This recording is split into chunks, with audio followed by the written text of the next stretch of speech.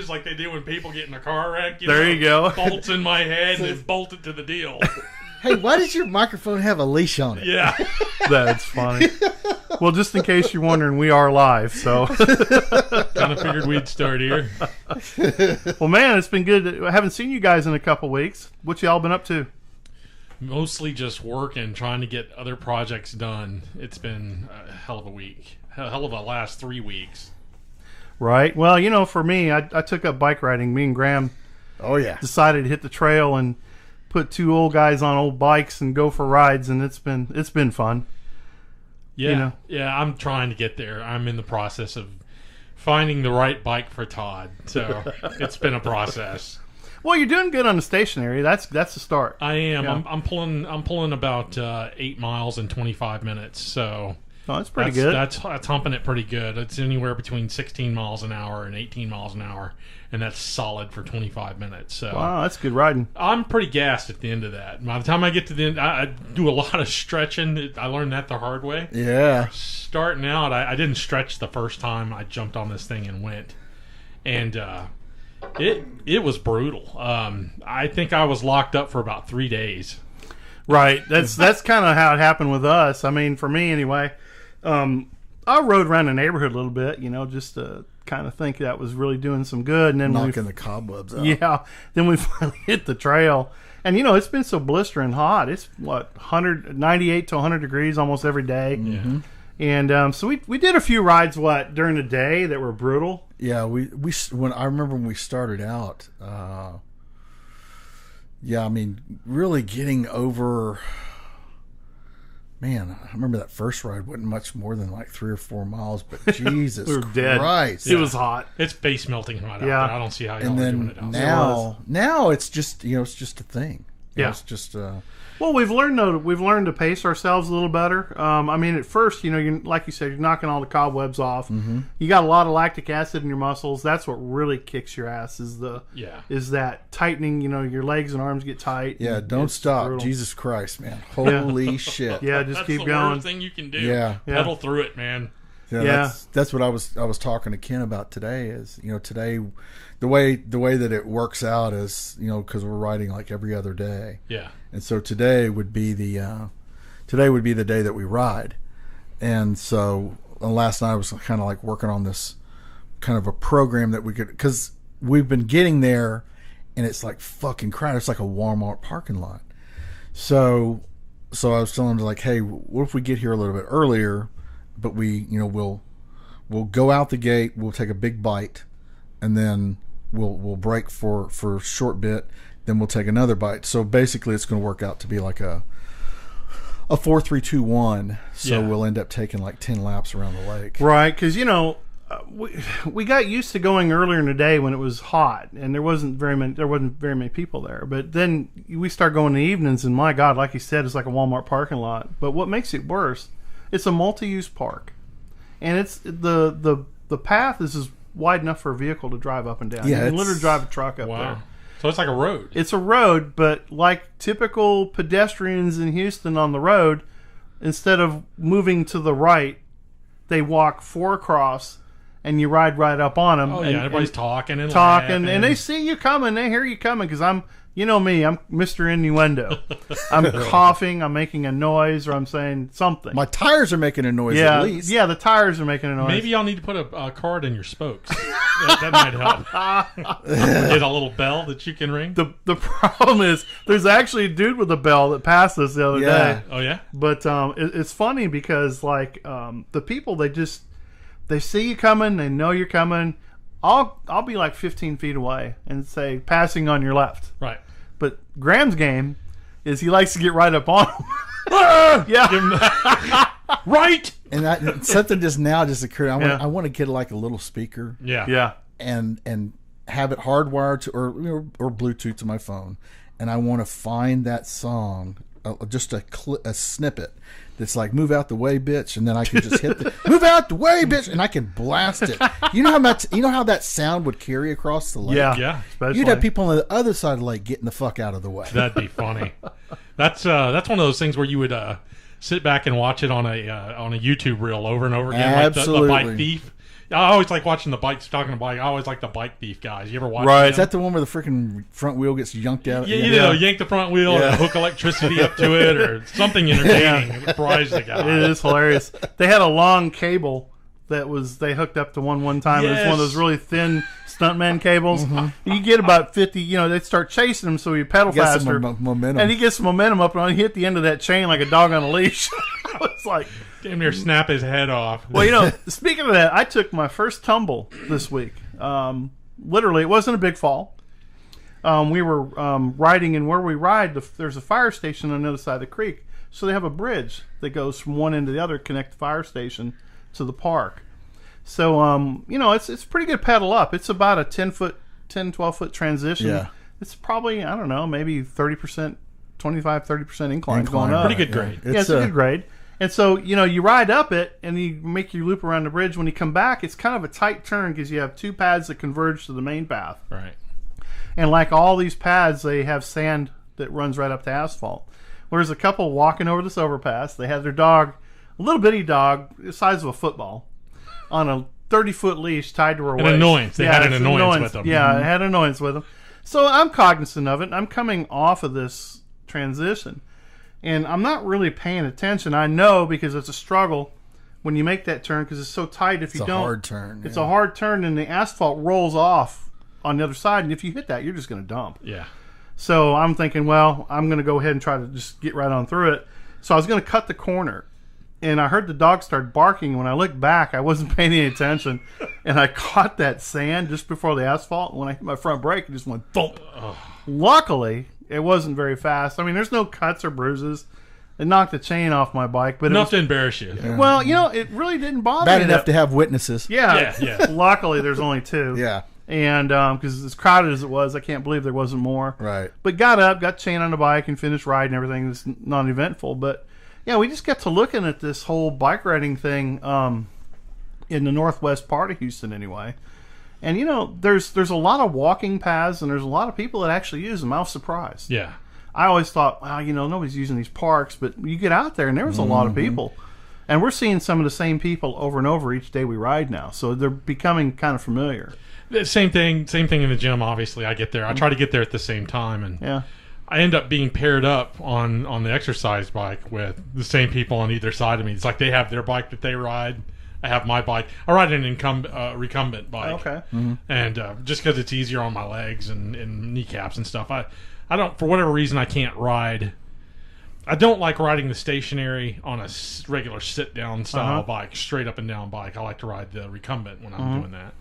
And it's the same old guys, and every one of them can pedal. It's almost like a competition. We kind of look at each other's speed and setting, and it's like, okay, I know what he's riding at, and we look at calories burned, and we all look at each other's stuff. So there's a little bit of a competition going on. So you have your own Peloton going on. I do. Yeah. I do. It's kind of, nobody says anything. It's all unspoken, but everybody looks, over to the left and the right to see what everybody's doing. And it just hit me. It's the Tour de France is on right now.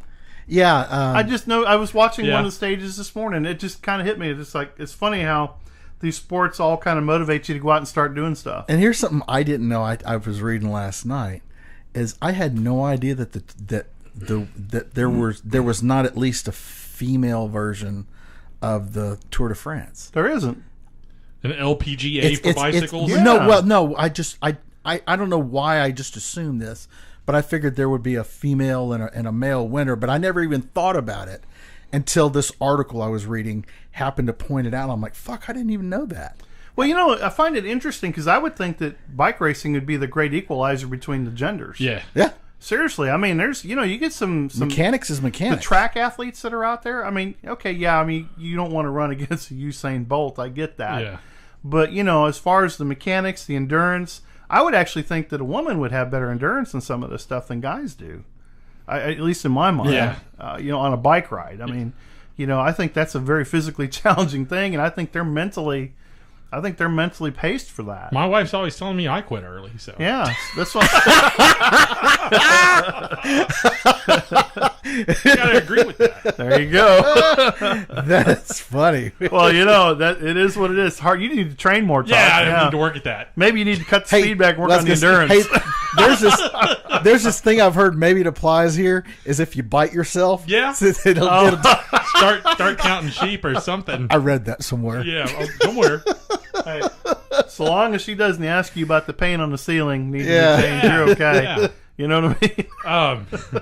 So go ahead. No, I was gonna say, how far are you guys riding on average? About 9 to 10. Actually 8 to 10. It just depends on how we do it. So a lot of times we'll ride 2 laps, stop and rest, and then ride 2, rest, stop, and then there's days we'll just ride all of them for like an endurance run. We look for a pace about 10 miles an hour. So you kind of go. I do the same thing riding the exercise bike.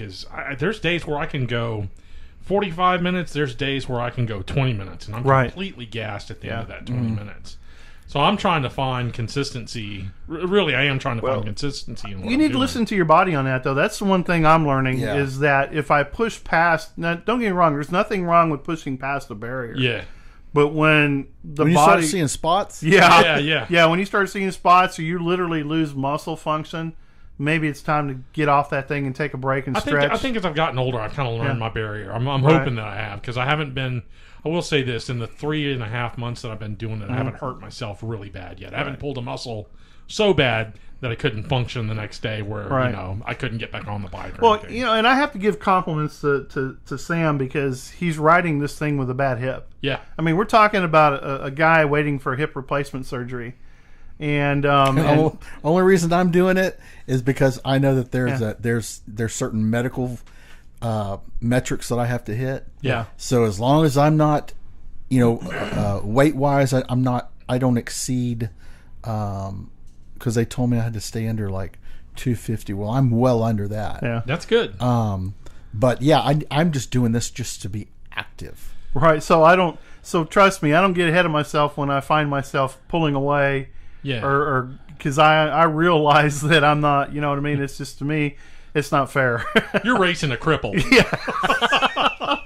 Exactly. And that's cognizant in my mind, because I noticed like I'm the same way with the old men. These guys are like 70. I'm 40-ish, a little lower in the upper end of the 40s. These guys are in their 70s, dude. And I'll ride on like the 7 or 8 level. Dude, they're like at the 12, and they're kicking like 110 RPMs, 100 RPMs, and I'm struggling at the 7 mark with 100, 115 RPMs. Right. Dude, these old men are strong. Well, their bodies, I guarantee they've taken their time to work their way up to that. Conditioned. That's part of the problem, is that, when you're younger, you take for granted your athleticism. Yeah. And then you hit middle age or midlife crisis, and you start going, damn, I'll just have another beer. Where's the hot dog at? This is easier. Yeah, this is a lot easier. Then when you hit your 50s, you start looking at the clock. Yeah. And you start going, oh, damn, I got to start doing something about this. And that's when you really get your ass kicked. I kind of think that's where we all are and how we got started in this. That's what it was for me. I'm like, this is going to go one of two ways at this point. You know what I mean? I'm either going to be a fat diabetic that loses a limb, or I might actually be upward and mobile when I'm 70. Yeah, you just described everybody from 45 to whenever. Yeah. Because that's what, and it is about our diet. Because I will say that when I started riding, I really did change my diet. Yeah. It's not a true keto diet, but it's a hybrid version of it. I call it Ken's caveman diet. Yeah. Because I eat, like, the other day it was really funny. I made a bunch of chicken breasts, and I had a bunch of greens. So in my mind, in mushrooms, I'm like, okay, I could have actually killed this bird, cooked this bird, picked these greens, and this is how I'm going to eat. Yeah. And so I found myself... Should have saved the feathers and made a blanket or a There you go. And that would be the next... That'll be the next evolution of my life. Because isn't that what happens to old dudes? They start going back in time, and we start getting into leather craft. Yeah. Making bows and arrows. arrows. You can take the sinew and make a bowstring with it. And, it's funny because you start hitting this pinnacle. And, so for me, I just looked at the whole diet thing. And what I found is I only eat twice a day now. Right. So I fast 16 hours between meals. I'm eating a lot of small meals. That's been my trick. See, and for me, I only eat 2. I've cut my meals way back. Yeah. I mean, small. They're like just like they fit in an 8-inch plate, and it's mostly greens. Yeah. It'll be greens and some kind of root, and then it's a protein. No sugar. I hadn't had sugar in 2 weeks, with the exception of yesterday. Annette and I went to Zoe's Cafe down the road, right? And I had chicken kebabs and roasted vegetables. And so when we were done, she went and got. They have these awesome, gigantic lemon cookies there. Yeah. Oh man, Oh, it was brutal. She walks over there and says, "I'm eating a lemon cookie," and here's, and she's all petite, 5'7", and all that. And I'm going, sitting here going, "Oh, I can't watch her eat this." So she comes back and she goes, "You want a bite?" You go, "Yeah, I want a bite." But she gave me a piece the size of my thumb. Yeah. A small piece, And so I eat it, and honestly, I was telling Graham earlier, it felt like I swallowed 20 teaspoons of sugar. Yeah. When you have sugar completely out of your system, you get the head rush and get dizzy, and it's like, what am I on? Well, I didn't get that. What I got was the super intense sweetness that you generally. Oh, you're talking about in the beginning? Yeah. See, I'm talking about the head rush that you get after. That's what drives me nuts. Yeah. If I'm off of sweets for a couple of weeks and I come back and hit it, it's almost like I'm on drugs or something. I mean, really? It's bizarre. It's this bizarre feeling. I get lightheaded and. Well, I got to reading about that because I've been having a lot of joint pain. Yeah. And I'm thinking I should be getting over this riding a bike, but when you cut sugar out of your diet like that, chemistry changes. Yeah, your chemistry changes and your body goes through this whole shift.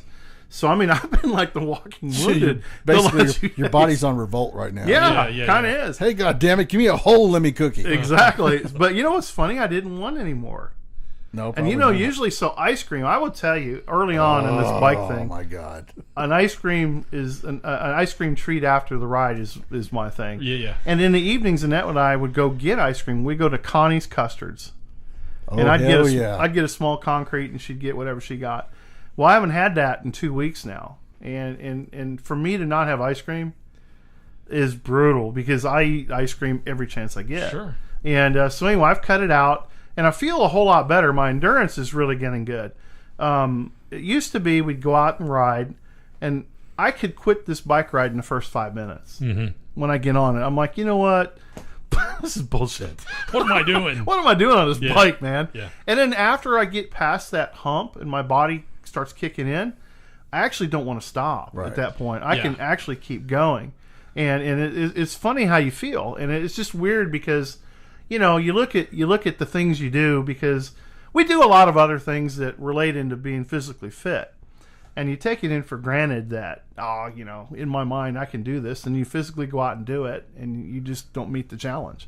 And so I think it's been a good thing for me, and I think for Sam and for Todd as well, don't you think? Well, definitely. It's sticking to the diet thing has been. The big, when you're talking about diet, that made me think about my first month and a half, actually the first 2 months. I didn't do any kind of diet. I kind of just went with my regular, I'm going to eat junk and whatever I want to eat. I lost no weight during that period. So here I am. I definitely know that I'm burning the extra calories, but I'm seeing no results from it. So only when I changed my diet did I start seeing the results. And then I started feeling the difference. Now I could see a little bit of a difference, like the weight didn't change, but I could tell that things were toning up. Right. But until I started taking off the weight and changing the diet to the right diet, I didn't feel what I needed to feel, what I was getting out of this. You know what I mean? Right. So, yeah, I mean, I think changing the diet is a big part of this whole getting this whole thing right. In other words, getting it to do what I'm here to make it do. Sure. Well, it's funny. So, like I said, 2 weeks of this, I went to the ball game Sunday with a bunch of friends, and my big treat was a Footlong Hot Dog and a beer. And so it's weird because I'm looking at this thing going, man, I've been waiting all week for this hot dog. Yeah. So I get up and get this Footlong Hot Dog, and the only beer they had at the stand was Shock Top and Michelob Ultra Light. Right. Brutal. And I'm like, that's not a choice, okay? So I went with the Michelob Ultra Light, which was basically water. When they rinse out the taps, that's what the water is. Anyway, I had that. So I didn't feel so bad about the calories, and I ate the hot dog. But what really killed me is what I paid for that. I think the hot dog was like $11-12, and the beer was like $8.50. I almost fell over. I was like, damn. I used to go there and eat 2 hot dogs and drink 3 or 4 beers. Yeah. And I'm thinking to myself, So anyway, this whole bike thing is really kind of broke me through to the. It's definitely showing me some new light. That's the thing that I've always hated. I hate the word diet. I do too. So because I remember when I first made the decision to go into the military, I was like 230.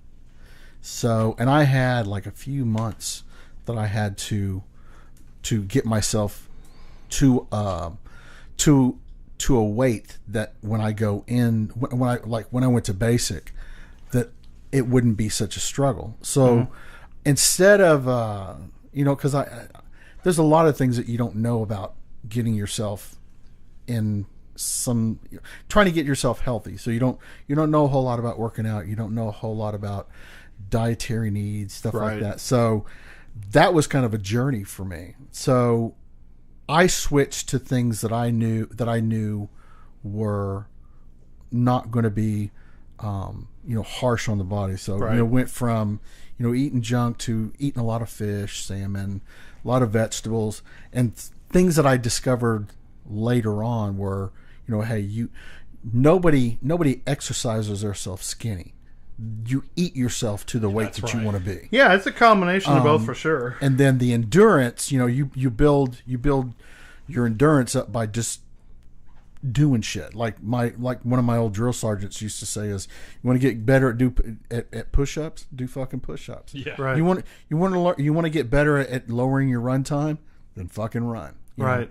So I mean, that's just my personal feeling about eating and exercise. You learn a lot about that, because say for example you continue to be a junk food eater, right? Your body just you got to remember processed foods is the killer. I know you know about that. Oh yeah, processed foods is the worst thing for you. But you're talking about elevating your heart rate. You're talking about putting a lot of pressure on your heart and your veins and your arteries, and then also your lymphatic system. A lot of people they don't really realize that's a huge system that needs exercise. You need to be flushing all these things out of your system. Right. And then you're going to start hitting endorphins and all these other hormones that hit your system that you're not used to hitting your system. Right. Because you hear about guys that die, like Jim Fixx was a world-class runner, but he died of a heart attack or whatever it was. Well, in that case, when it's your time, it's your time. Yeah. Right. But at least you're doing things and you're starting to learn that the body now requires certain things to get you to A to B. You can go ahead and abuse it, but you're going to hurt the whole way. So kids, after you have a really good workout and you've busted your ass, go have a beer. Yeah, there you go. And I think you should reward yourself with that, because I was talking earlier, I was listening to, I think it was Jordan Peterson was talking one time. Right. Where he's in California and he met Arnold Schwarzenegger at the gym. And so they'd worked out, and he was quite impressed with Arnold's discipline in the gym. But he was a little shocked at what he said about Arnold wanting to go get ice cream after the workout. And this was something I took away from it. And so they go get ice cream, and Arnold orders the pistachio ice cream in the smallest cup they have. And he takes one bite of it and then throws the rest of it away. Wow. That's just I've heard something similar to that. So the doctor's asking him, he says, "Man, that's insane. You've been talking about this ice cream the whole day, about this great place. We go there and get it, and you took a bite and you threw it away." He goes, "Yeah." He says, "What you have to understand is I satisfied the craving for that taste. Yeah. Anything beyond that first bite would have been just excessive indulgence. So I just threw it out. So now it makes him want, gives him another goal, gives him another goal to look forward to for the next weekend that he goes." And, there's a lot of wisdom in that, because, you look at what we do. We tend to overindulge. Like we were talking earlier about, we eat less now. Yeah. And we eat healthier. So the body, because everybody says, "Oh, it costs a lot of money to eat healthy." No, it doesn't. No. It doesn't. It takes discipline. It actually costs me less. I actually spend less now when I go out. Right. Yeah. And so do you struggle when you go to a restaurant now? I don't. I try not to. I mean, Really? I know what I'm going to get. I kind of know. Like, I'm the guy.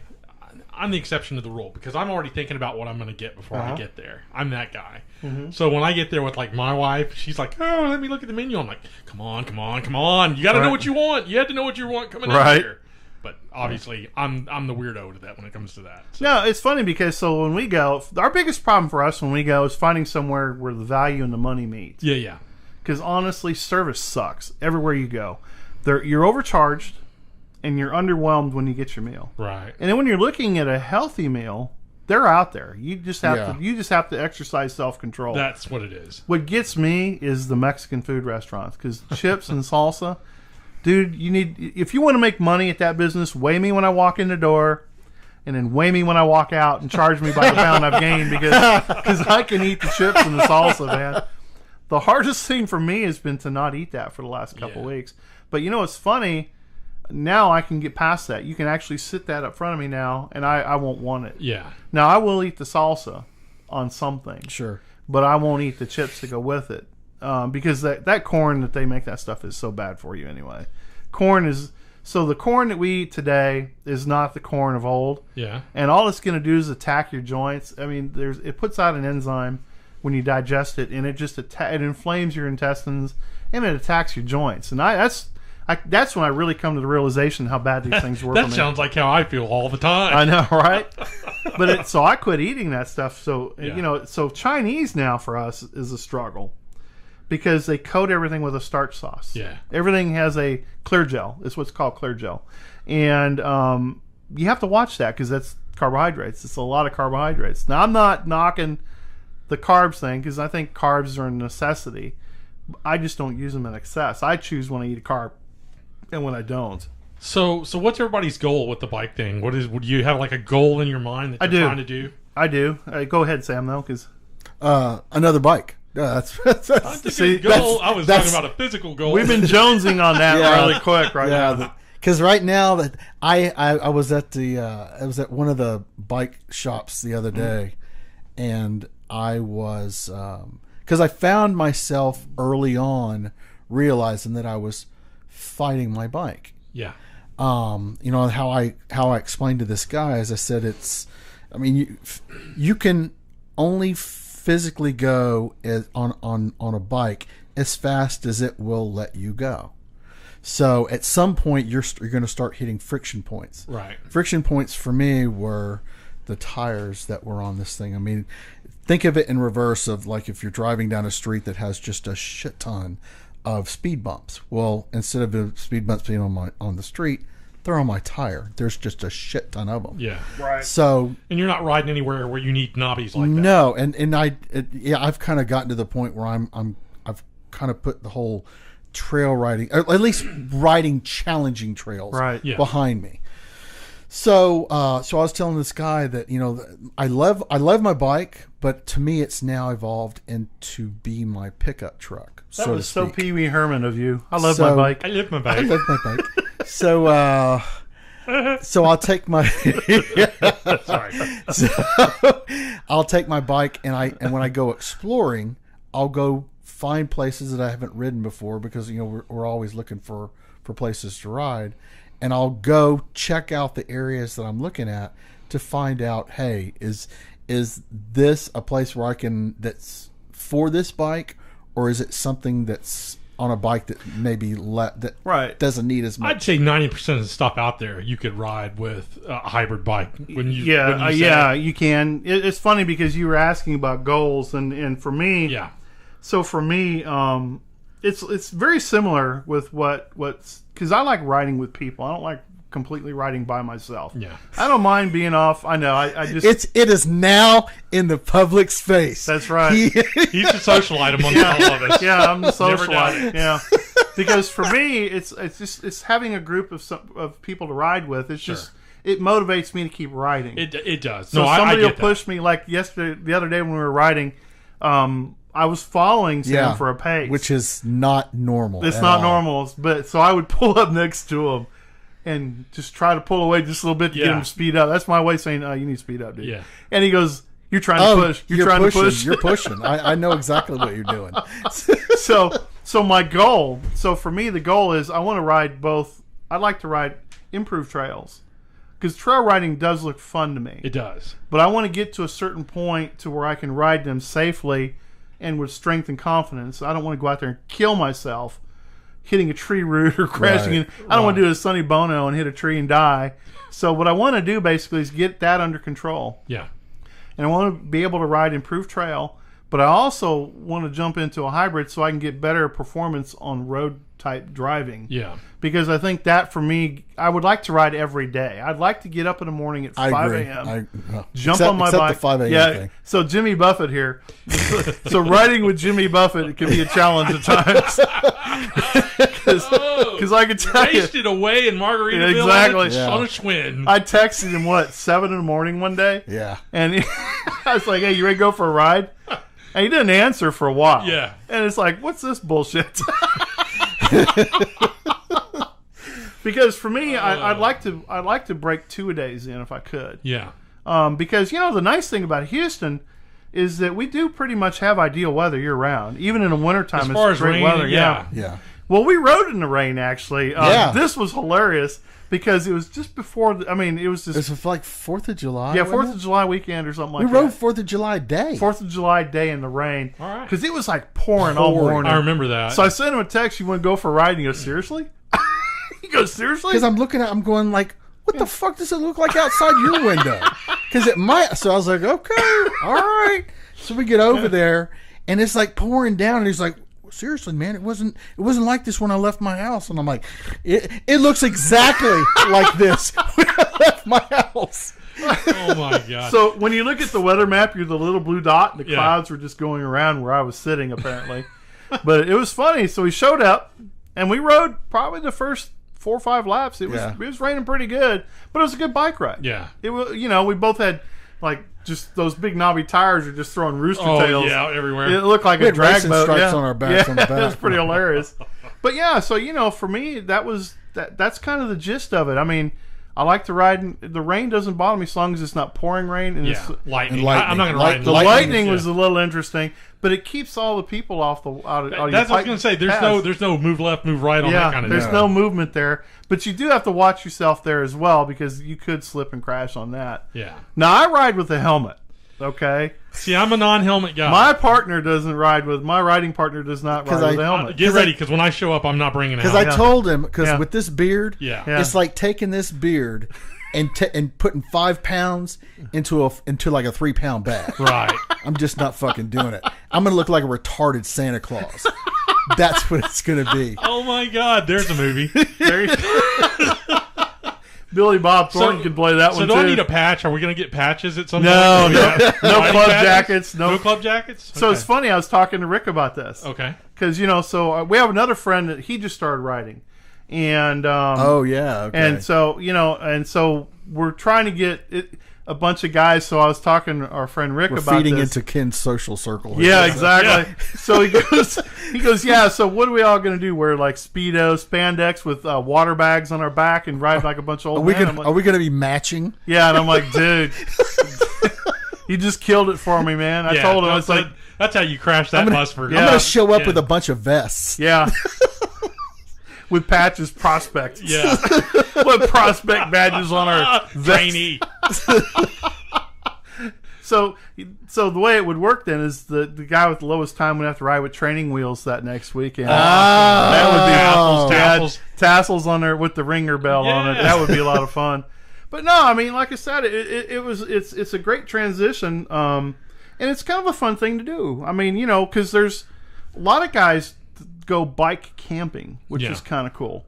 You can go to Conroe and you can ride around the lake, and there's actually trails and you can camp on that. Brazos Bend State Park. So there's people that actually take 2 or 3 day bike treks. Yeah. Which would be kind of fun. Because that's ultralight. Well, it is. It's ultralight. You camp by the lake, and to me, that's kind of, instead of just hiking, because hiking is boring for me. I just like watching YouTube videos of that shit. Yeah, well, that's kind of what feeds the obsession for me, because it'd be kind of fun. Because for me, I like to have the. I'm all about minimalist camping, and I like the ultralight minimal gear. Oh my god! I just thought of that dude. That dude. Video. Yeah. Oh no. That's a strange dude, but that guy's kind of though. He's done a lot though for a lot of people in that minimalist. He's taken away the fact that you got to spend tons of money. We're talking about a guy by the name of Ken Cram. Okay, Yeah, very popular guy. He's a great outdoorsman, and he does very educational videos on camping, the history of camping and trail hiking and all the things that go with it. But he also works on the minimalist side, based on the economy of it. He doesn't like to spend a lot of money on ultra lightweight gear, so he goes back and studies the old hikers like Nesmuk and John Gould and all these guys, and then he brings it to life in a modern form in a video. And so he camps that way too. So he actually has some cool stuff, but he is a flower child from the 60s. He made a hammock. You showed me one of his deals where he made a hammock out of nothing. And a slept ninja hammock. That's what it was. Yeah, it gets a little weird when he brings that little teddy bear with him. Yeah, that's kind of odd, but I know why he does it. He does it for the kids. Not kind of. It's a lot odd. Yeah, it's different. But, you take the good with the bad on that. But so anyway, going that whole transition thing, that's really where I'd like to go. Yeah. Is spend more time outdoors with it, and take the bike trail hikes in the spring and in the fall, not during the summer, because camping in Texas during the summer sucks. No, you're just asking for trouble. It's the worst thing. I mean, for all the great things we have down here, it's probably the worst thing you can do is camp in the summer, because you have all kinds of pestilence. You have every kind of bug that wants to attack you. And then you got to worry about wild pigs. Yeah. Dude, I was reading a thing the other day about some guys that were out fishing in the Brazos River. And they were out hiking in the woods and set up their camp. And, you think sleeping on the ground. Dude, I would never sleep on the ground in Texas unless I absolutely had no choice, because of snakes and bugs, and then pigs come running through your camp at night. I'd still find a tree. There's got to be a tree I can get in somewhere. Oh, no doubt. You know what I mean? Yeah, I see. That's where hammocks appeal to me. Exactly. But the problem with my hammock is I would have a 4-foot stump that I have to step up in to get to the hammock, because I want to be a good 5 feet off the ground. Because you see some of the size of some of those pigs that come through the woods, you go, oh shit. Some big and so that's really, that's kind of the whole trail thing. But going back to the bikes, I mean, right now we're riding Haro Double Peaks. Yeah. Which is an affordable entry bike. The difference between our bikes is Sam's is going to be 2 years newer. Right. And he has 27.5-inch wheels, and I have 29. Okay. Now that's an interesting shift in size, because I'm a bigger guy. My frame is probably just a little smaller than it should be. Yeah. Because I think I'm riding an 18 or 19-inch frame. Yeah, with my those big frame tires. is actually bigger than his. Yeah, his frame's actually a bigger frame. I just have bigger tires on it. Genetics. Yeah, genetics. That's what it is. Yeah. So we're gonna have a brag fest right here. But yeah, so you look at that bike, and so realistically, his has more off-road capability because of the tire size. Yeah. Because of the 27, but mine is still capable of doing that. Right. So my revolutions and my rotations are actually, he's working just a little harder to keep up with me on that path. Yeah. But I chose that because I was going to do mostly improved trail riding with that bike. That makes sense. So that's the one thing I was looking at. I can tell you that's a 30-pound bike, 32-pound bike. I mean, it's a heavy bike. Yeah. Is it? Yeah, it's a heavy bike. When I put it in and out of the truck, I'm like, man, this thing's light as shit. It is, but when you pick up that Specialized Cirrus... 21, 22-pound bikes. Yeah. It's like, I can definitely tell the difference. So we're looking at that Cirrus. So I'm looking at a Specialized Cirrus Sport Disc 29. And that bike can't be more than 15 pounds. Really? Yeah, Wow. 15, 18 pounds. It's light. That's crazy. It's super light, but it's very durable. And it's very minimal, which I kind of like that. So I rode one the other day.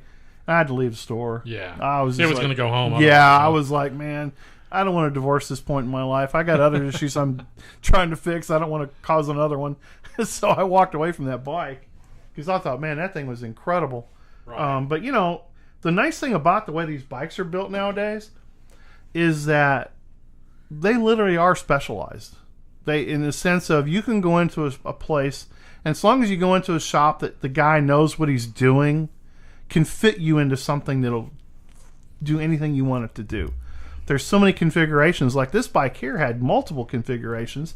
It had 5 frame sizes. Yeah. And you can get the basic model of all just aluminum. Yeah. Which is interesting because the low end bikes today are built better than some of the high end bikes back in 10, 15 years ago. Yeah, it seems like that gap closes from year to year, So you got to get past that stigma that you got to spend $3,500 on a bike. Yeah. Because you can literally go out and spend $200 on a bike and get a good bike. It may not hold up. Yeah.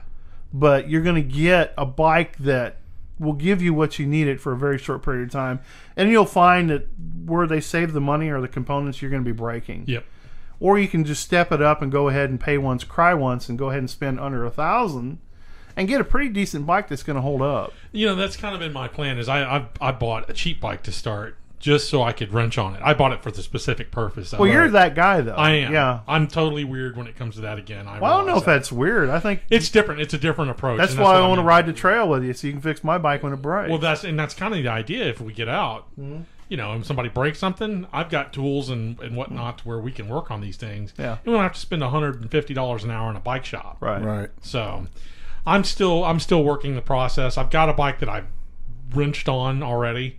It's probably not the ultimate trail bike that I'm going to ride permanently. I don't know. It's a good looking bike, though. I've seen it. It looks good. It's definitely kind of the minimalist perspective is what I took to it. I didn't want to. It's a single speed. I wanted to make it as light as possible and as rigid as possible, and I'm still working that process. So at some point, I'll get it to where I want to get it. But in the meantime, I need to find something that I can ride and get out there on the trails with, rather than just going to the gym and hitting a recumbent. Sure, no doubt. Well, you know, we found a really great website the other day that you can buy bikes in kits. Yep. And they just ship it directly to you, and you do the whole assembly. That's probably how I'll buy when I buy, simply because I want to put it together. Yeah, because amazing. It didn't really dawn on me until after I started going through the website. You know, because I think I sent it to both of y'all. You did. I got it. Was that when you look at, I mean, when you pull back from whatever bike purchase that you have done, and realize that, you know, hey, essentially, the bike that you bought more or less showed up like this to the retailer that you bought it from. And he put it together and marked it up. Yeah, exactly. So really, the price that you paid was the bike plus the technician's time and the markup and all that stuff. I was just thinking, this website, hopefully it's still there. It's probably like a bunch of Guidos that have hijacked containers at the harbor. Hey, yo, you want a bike there? I get I'll throw you a bike. Well, what's funny is Homeboy Shopping Network from In Living Color. I remember that. Yeah. Now, for me, it would be funny is because when I was overseas, I was there during the there was a blockade that occurred between Afghanistan and Pakistan. So you had all these Pakistan cargo drivers who were basically abandoning their vehicles at the border checkpoint because Al Qaeda and, you know, all the terrorist groups. You were sitting duck sitting there. Right? Yeah. So they basically told you leave your shit behind, or you're going to blow up with the vehicle. You're going to stay in. You're going to blow up with the vehicle when we blow it. Yeah. So it would be funny as if one of these boxes showed up somewhere that said like Pakistan. Bikes. 2012. Because I'd be laughing my ass. Oh my God! I know where this came from. I saw this bike.